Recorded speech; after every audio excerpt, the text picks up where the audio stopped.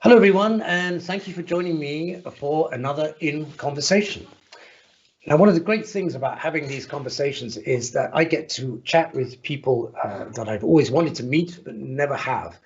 And that's very much the case with my guest tonight. Now, 4 years ago, I was in Oslo, just wandering around, not going anywhere in particular, when I passed in front of an art gallery. And I looked through the window and I could see paintings hanging on the wall. So curiosity got the better of me and I went inside, and what I saw hanging on those walls of that gallery was the beginning of a love affair with the landscape paintings by one of Norway's most distinguished artists, Ørnulf Opdahl. And I'm more than delighted to say he is here with me now. Ørnulf, welcome to In Conversation. Thank you. It's lovely to be with you. Ørnulf, when I was thinking how we would start this conversation, I thought a good place to begin would be by talking about where you live, because it's so completely central to your work as an artist. Your home and studio are on an island called Godøy, if I pronounced it correctly, which is in fact is very near to where you were born, on the west coast of Norway. Mm-hmm. And maybe you could describe, to someone who's never been to Norway, could you describe your island home? Well, it's an island who is a little bit out from the coast, and inside, when I'm looking east, I'm seeing the town of Ålesund, which is maybe well known as a tourist spot. And if I look further east, it's the Geiranger Fjord, which is the very well known fjord, who is cutting deep into the landscape here. But if I turn around and looking west, it's just the open North Sea. And how big is the island? Can you walk around it in a day, or is it? Yes, you can walk around it in half a day, I think. And there is a mountain who is 500 meters high, and there's a lake on the top there. So I just really have everything I need. So. It sounds wonderful. How did you decide? How long have you been there? I moved here in 1971 after living 10 years in Oslo and studying and raising a family. So I moved here with my wife and 2 children. So now the children are grown up, so now it's my wife and I. My wife is an artist as well. She is a textile artist.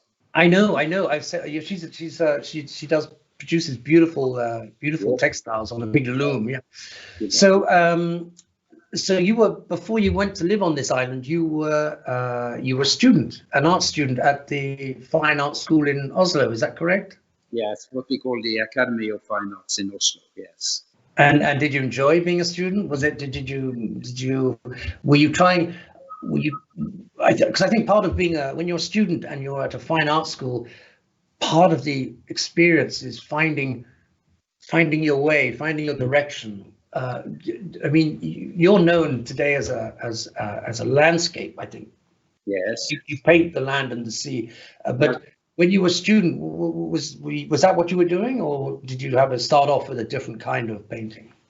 I was going through many kind of what shall I say, periods at that time, because as a young, I was only 17 years when I started the art training at school, at the academy there. So, right. So, of course, when you're so young, you are looking for your way, your path to follow. So I tried and experimented in a lot of directions, but I always had in my mind that I had to go back to the west coast where I'm born and raised, back to the landscape I'm born into, which is very, very, very set on into myself. So I had that in mind, that I had to go back. So after 10 years, we went back. And I've never regret. Good, but so maybe it was difficult for you to be living in the city in Oslo, was it? I mean, did you enjoy being a student there? Of course, it was a joyful and happy time, of course, but with a lot of very good and inspiring colleagues, and a part of a young and expansive art movement. Mm-hmm. So I decided to go back to the countryside, and there I certainly was alone. Yeah, but I get the feeling you don't mind that too much. But I already had a very good gallery contact, so I had always had an exhibition, successful exhibition. So, and I just continued with that through the years. So we managed. Right. But when did you? I mean, did you know from very early on that you were going to be a painter? That was what you were going to do, or did you? Was it just obvious for you that was the way your life was going to go? Yes, it was. I was very early.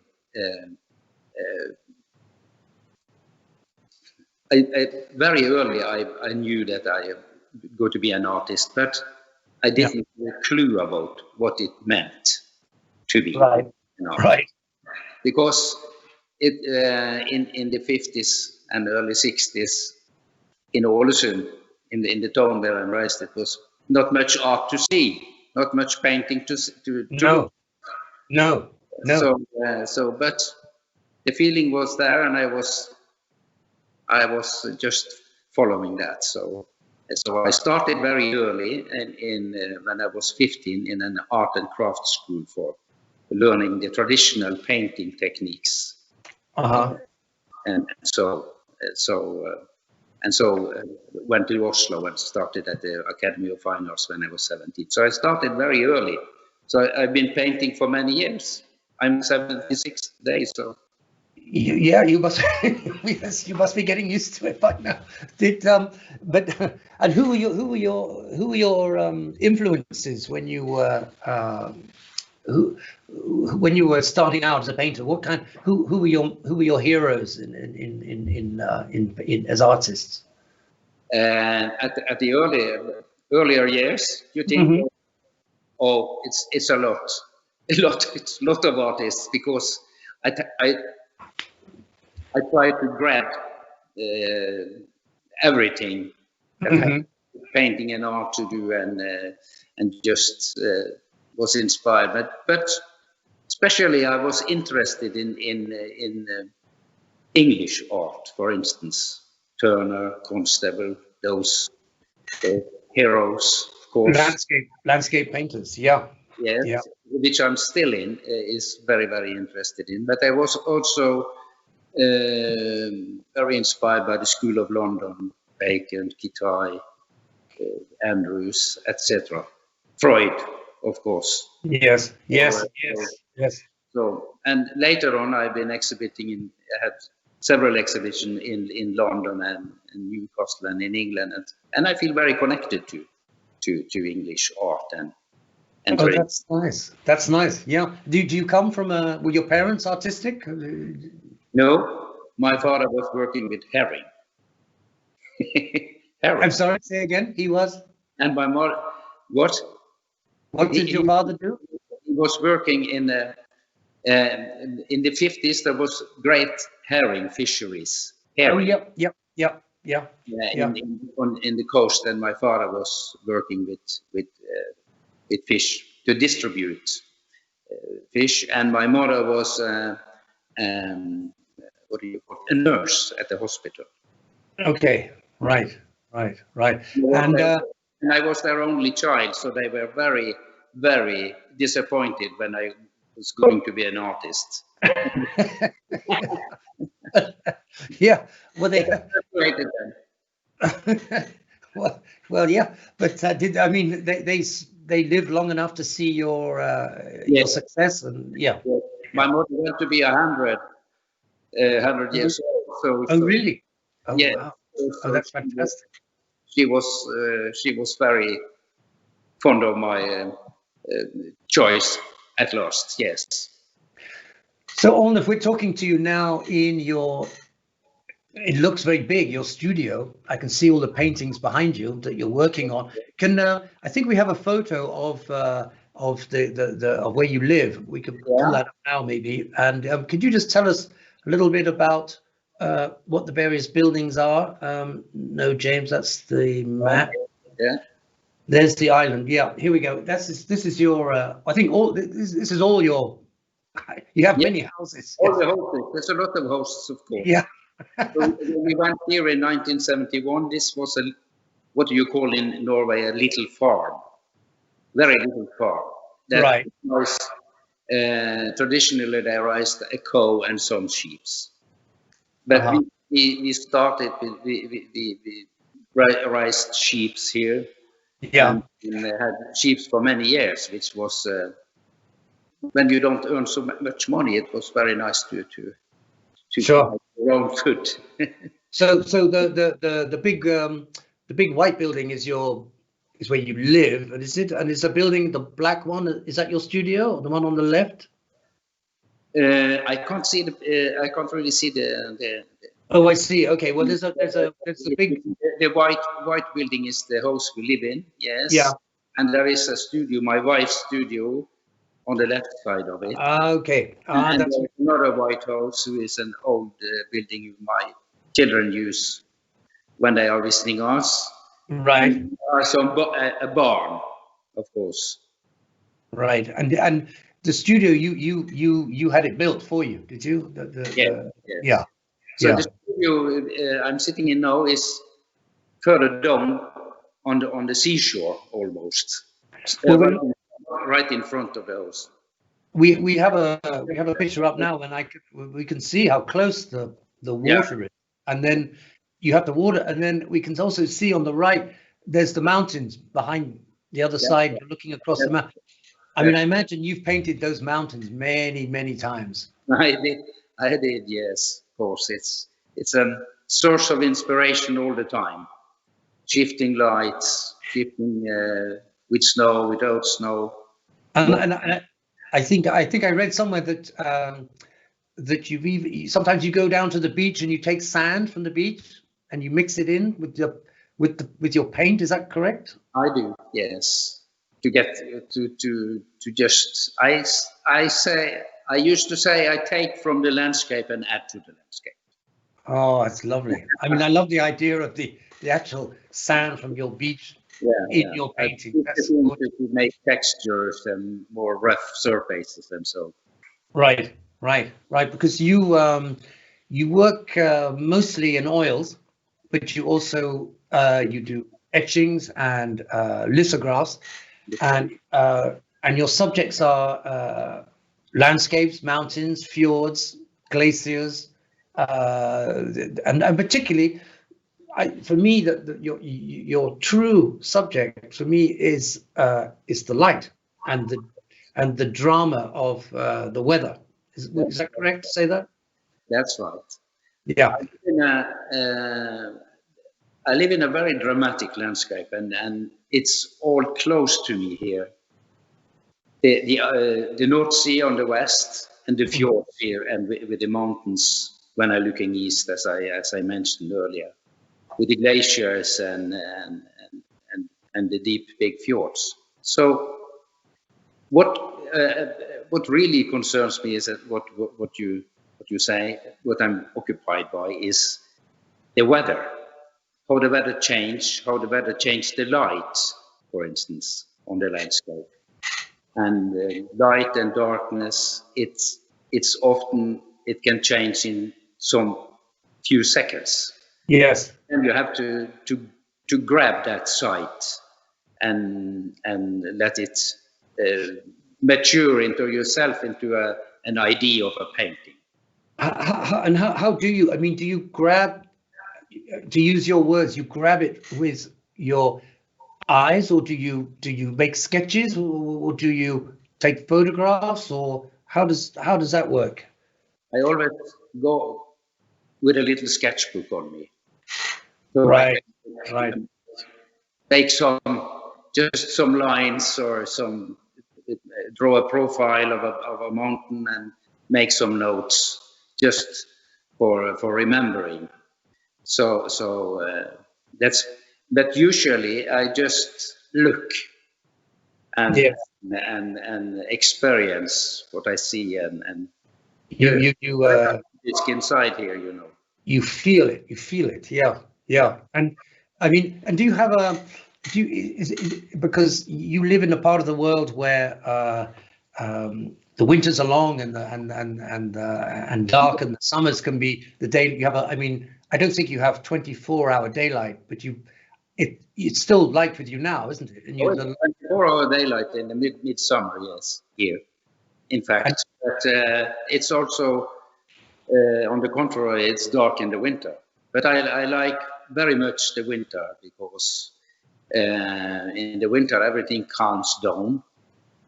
You have a much more concentrated time to think and paint. You also have, I love the darkness and the little light is coming up there. Well, let's have a look at one of there's a painting I'd like to show now. I think it's called Fjord Landscape. Yeah. This is one of my favorite paintings of yours. I think it's just beautiful. We can, to me, this is a winter painting. Am I wrong? Or it looks like it was. It's a winter, yes. It is a winter painting, and it's got that. It's quite special here on the coast because so far out on the coast here we have the Gulf Stream coming up. Could be quite mild, so it's not that much snow out here. But when I'm looking east, I see the snowy mountains because they are 1,500 meters high from the fjord and up. So there is snow, but where I live on the island, right, snow just a few days during the winter. And what I love, because I have been quite a lot up and down the west coast of Norway, and I know, I look at that painting and I've seen that many times, that kind of that heavy grey sky, and I love the way the color of the water in the fjord is similar to the sky. It's a sort of grey color, and yet you have these beautiful little specks of light along the water's edge, which just gives a little, human presence, and also gives a scale to the painting, that you get the idea of the size of the mountains.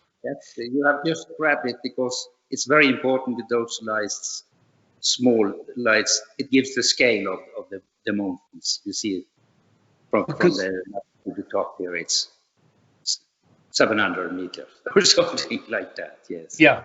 But also the presence of civilizations there is always a little. We are very small in this big nature, great nature. Yes. That's tells about that. Yes. Yeah, and that's what I think. That's what I love about your work, is you really managed to capture that big. I was going to say big nature, big weather as well. It's and I know what you mean. Living on that part of the world, the weather does change by the minute. I mean, I've spent quite a lot of time on the west coast of Scotland, and it's very similar. You get 4 seasons one day. It's I mean, one of the things I really like about your work is that it's not pretty or cute or romanticized. The landscapes that you paint they have a real force to them, and they also have, I think, danger. There's an element of danger, and almost like a Wagnerian kind of drama that's being played out. And I think am I right in saying that your grandfather, he was a fisherman and he died at sea? Is that correct? That's correct, yes. So what happened to him? I mean, he felt his boat sunk, or he was a skipper or captain on a fishing boat, and the same year as my father was born, in 1909, he went to sea with his crew and disappeared totally. Your grandfather? Never hear about.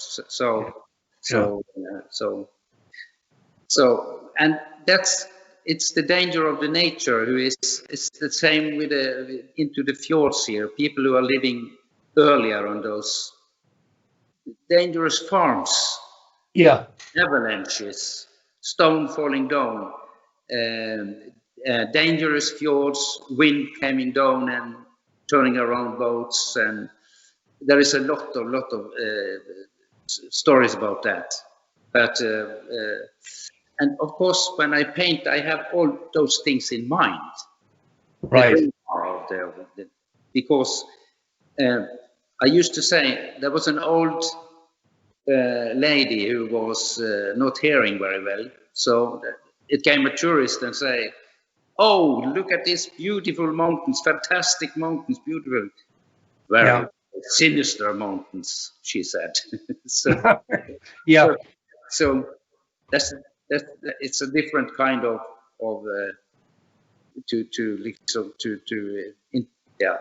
to understand the nature. Yes. Yeah, because if you lost your grandfather at sea, you must have grown up with that idea, you know, that nature can be deadly, literally. In your case, yeah. I also lost a cousin at sea. Oh, really? A fisherman? He was also a fisherman. Yes, he was in 1952. I remember that. It was in the ice in the western ice north of Greenland. Oh gosh, that sounds like a tough job. Yeah. But it's a story that many family can tell in these areas, of course. Maybe we could pull up another painting of this one. Is Lisover Fearlet. Oh yeah. Oh, this is I love. This is another one of my favorites, but this is not an oil painting. This is it an etching or no? It's a lithograph, isn't it? A lithograph, I think. Yes, yeah. Like over the mountain. So is this a sunset or something that you saw, or did you? I mean, I'm just trying to get what I'm imagining is that you go out on long walks and you spend a lot of time looking at the sky and looking at the sea, and there are moments that stay with you, and somehow you make a quick sketch of it and come back to your studio. Is that the kind of the way that you work? I don't run back to the studio, but it can take a month, or it can take 2 months, and then suddenly I have the idea of how to make a painting out of that impression. Right. So it can take time, but it also can be spontaneous, of course. But it takes mostly a long time before it came out as a painting. Yes. It's like cooking a good food. It takes time. Yeah. You have to let it just. Yes. Yeah. So let's just tell me a bit about your work process. I mean, for example, a lot of artists like to work at certain times of the day. You know, some people, writers, they like to write very early in the morning, or other writers want to work through the night. Do you get up in the morning, have breakfast, and go and paint all day, or do you prefer to paint? Do you have a special time of day when you like to paint most? I think the beginning of the day is the best time, because then your mind is clean. Yeah. But in the autumn and during the winter, I have the rhythm out in the morning, painting until 12 o'clock, for instance. Have a lunch with my wife. She is coming from her studio, and starting further on in the afternoon, and often in the evening working with prints, for instance. Right. And you paint every day? Almost, yes. So, but sometimes I, of course, go out fishing or trying to do something else. So, but you have to go out in the nature too. You have to have some experiences and as well, and you have to go around and look. So I have a boat, so I'm often into the fjords, for instance, by boat. Right. Like to be on the surface, looking up on the mountains. Do you get a lot of do a lot of people come and visit you? Do you get visitors coming and just ringing your doorbell and whatnot? Because you're pretty well known in the area. They take it. They phone me first. Oh, really? So okay. In the summer, but there's a lot of people traveling around. They are coming in and visiting. Yeah.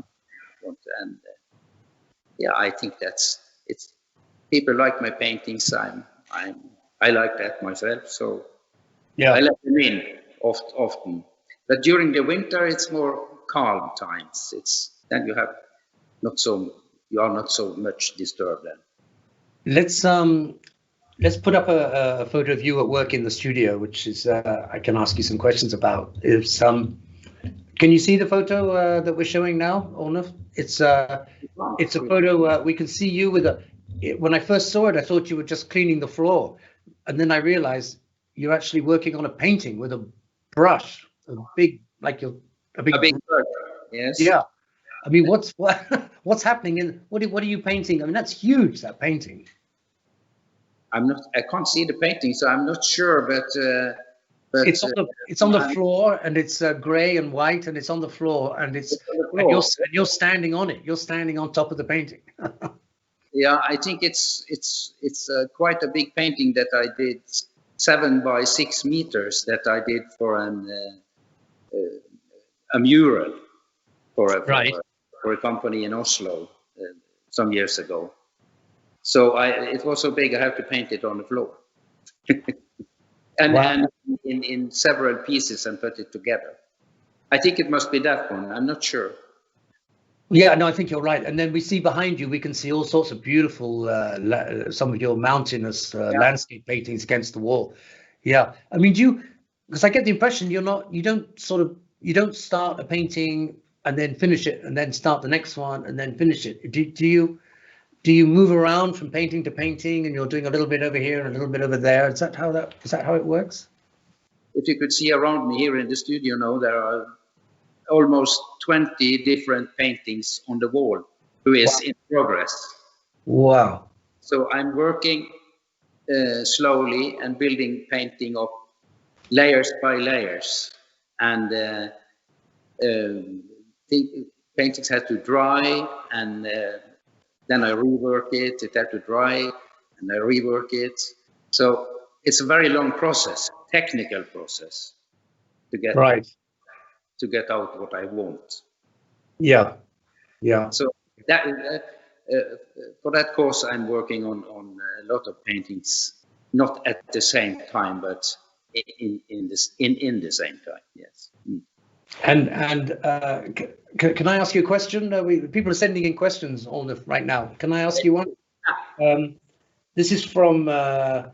This is quite a good question, because the same thing occurred to me. This is from Joseph in San Diego, who says, "Where can we see your paintings in the US? And are you represented by any gallery over there?"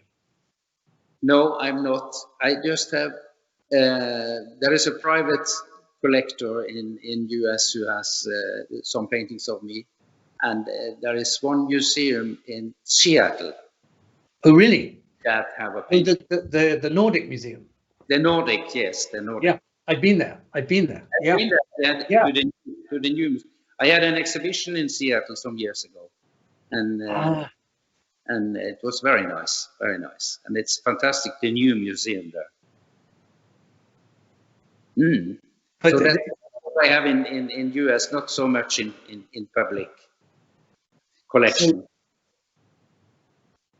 So if somebody wanted to buy your to go and see your paintings or buy one, they could go to the Nordic Museum. Yeah, to the Nordic Museum in Seattle. Yeah, there is one painting.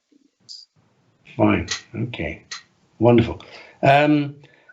Linda from Virginia says, "Do you paint every day?" Well, yes, you told us you do. Yes. Almost. I must say almost. Yes.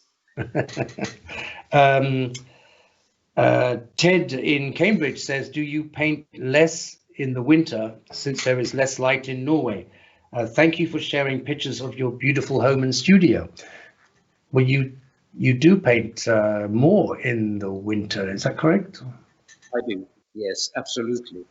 It's more concentrated time than when it's dark outside. I can and not so much disturbing people. So I paint very concentrated during the winter.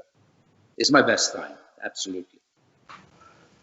And there's a question, Ørnulf, a question from John in Reading says, I love your work and painting. I feel your paintings are both dramatic and intense, but also relaxing at the same time. Is that what you usually go for? Is that what you're trying to, or what are you trying to, what is it that you want people to feel when they look at your paintings? Maybe that's a better way of asking. Yeah, what shall I say? I'm not describing the geography, but I always try to take out the mood of the landscape. Right. So that's what it's important for me to and I think he has a good description of it here. Yes. Yes. That's good. That's good. Now, I think in 2004, you were invited to join an international marine research project called the Mar Eco. Is that Yes, correct? that's correct. Yes. And could you just tell us something about that? What did they want? What did they ask you to do? And where did you go with them? It was a fantastic experience. So they asked me to just join 40 scientists from all the North Atlantic nations on a trip from Iceland to the Azores on the Great Atlantic Ridge, you know. Right. And my task was just to paint. In earlier time, you always have artists on such exhibitions, such expeditions, to just describe the fishes correctly and so draw them and paint them and so. But I was absolutely free to do what I wanted. So, but I painted in 1 month. I painted 300 watercolors. Wow. Of everything came up from the deep sea, and the sea as well. So it was, and a lot of this is used in publications and so for illustrations, and they also made an exhibition who is going around the world, I think, with the items, things who the scientists found. For instance, a lot of new species of octopuses. It was quite interesting, fantastic experience. I think it's lovely. I mean, we're used to having scientists on ships, but I think it's great having artists as well, having an artist in residence and doing what you were doing on that thing. I got a question here from Greg in Asheville. Greg says, do you sell your paintings through a website? Where can we see more of available work? I don't think I have a really good website, but working on the item, I'm working on it, so it will coming up, I think. But I have a gallery in Oslo who is representing me, and I have a gallery in London who is representing me. So who is called Purdy Hicks in London, Gallery Purdy. Yeah. Purdy Gallery, and in Oslo it's Gallery Håken. So I think. Yeah, you find it on the internet, I think. Okay. Marianne in Chicago says, Has your style changed very much over the years? That's a good question. That's a good question. Of course, it has. It has, of course, because when I was, as I mentioned earlier, when I was young, I was experimenting a lot in different directions. But you can see when I moved back here to this landscape, as I mentioned, also I can't see I found myself, but I was back in what was I felt was really my task to do, to paint this landscape and who was parallel to my mood in a way. Right. It's difficult to just express those things in words, but yeah, something like that. But I try all the time to develop my technique, to develop not my painting style, I will say, but the nature is always the source for it. So try to go further on all the time. Yeah. Okay. Well, there's a good question here from Tom in London. Have you ever painted landscapes that are not Norwegian? Yes. I've been to Greenland, for instance. I've been to Jan Mayen, that's a little island north of Iceland. Volcanic island is belonging to North, and to Spitsbergen in the Antarctic. But not, and I also been in Africa painting there. But when I'm traveling on those trips, I'm doing mostly small watercolors, or watercolors who is more considered as sketches, for instance. I just have trouble imagining you painting in Africa. I've been to Kenya, painting in Kenya. Yeah, and John in Boston says, Ørnulf, did you ever do any portrait painting, or is your dedication totally to nature? My dedication is to nature, but I have done a few portraits, yes. But I'm always struggling with that.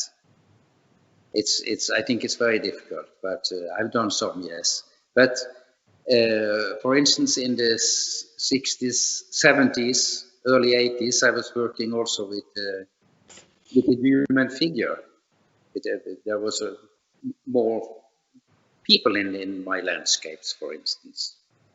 So the people went out to the left and the landscape came in. So now no people now. Okay. Not often. Okay. Donald in Florida says, what kind of artist is your wife? What is her style? She's a textile artist who is making she's working in a Gobelin technique, you know, and she is making quite fantastic tapestries in what shall we say?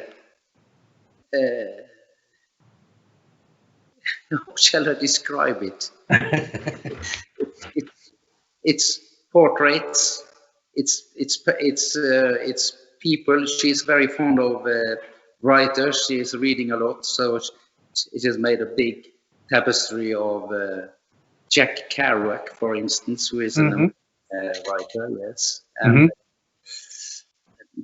different other ones, and so what shall I say? She is quite naturalistic in her. She is in her work. Right. She's a painstaking.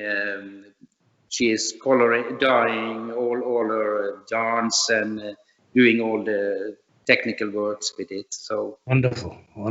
Come and see it sometimes. Well, I've seen her work online, and it looks beautiful. Yeah.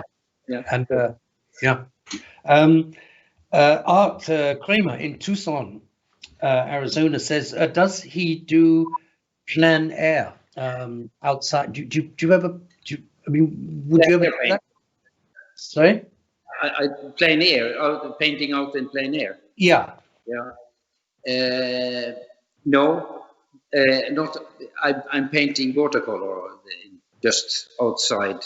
When it's easy to bring with you the item, of course, and doing drawings and watercolors. But it's many years since I had my easel outside painting in nature. And I'm just looking outside, outdoor. Okay. Here's a question from Gail in Seattle.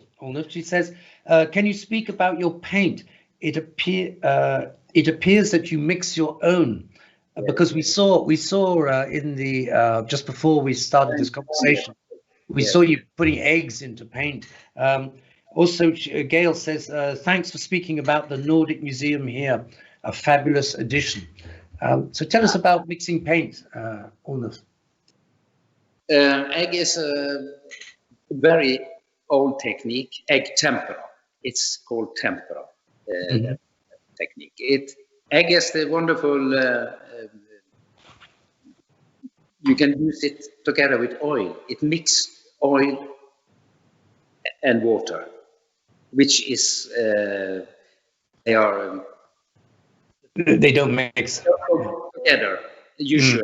And if you put egg into it, you mix it. So I can use water, for instance, to thin the paint if it's not too much oil in it. But it's a very good combination. So, and I also make my own paint with egg as a what do you call it, to bind the pigment to the right canvas. Yes. Yeah. Wonderful. Ørnulf, as you know, Viking is quite a big collector of yours. I think we have 9 or 10 paintings of yours on various ships, and I think we're just putting some up on the screen right now. And I've seen them. They look fabulous. But you haven't seen them on board, have you? No, I have not. So will you come? Over to sometime. It would be a real pleasure. It would be just great to have you with your paintings on the ship. That would be wonderful. Maybe you could be an artist in residence as we sail up the Norwegian coast, something like that. It'd be wonderful. Yes, of course. So I would love to do that. Ørnulf, our time's nearly up, but it's been a big thrill for me talking to you, and I'm a huge fan of your work. I have a big space on my wall for one of your paintings. I'm just, if I could ever afford it. But really, it's been. Thank you so much for giving up your time and talking to us. Talking to you too. And I'd be more than thrilled to see you on a ship one day when we're sailing again. It'd be wonderful. Of course, you're welcome to visit here to find your painting. And I'd love to come and see you. I really would, but I'll phone first. Okay. Yeah, do that. Good remarks. All right. Thank you, Ørnulf. Thank you very much. Goodbye. Bye then. Bye. Well, that was a real treat for me, because when I say I love Ørnulf's paintings, I really mean it. I think they're just fantastic, and if you see them in real life, it's just it's pretty mind blowing. Thank you all for watching. It's been lovely, and this is all for tonight's In Conversation. But I hope I'll see you again next Tuesday. Until then, take care. Bye.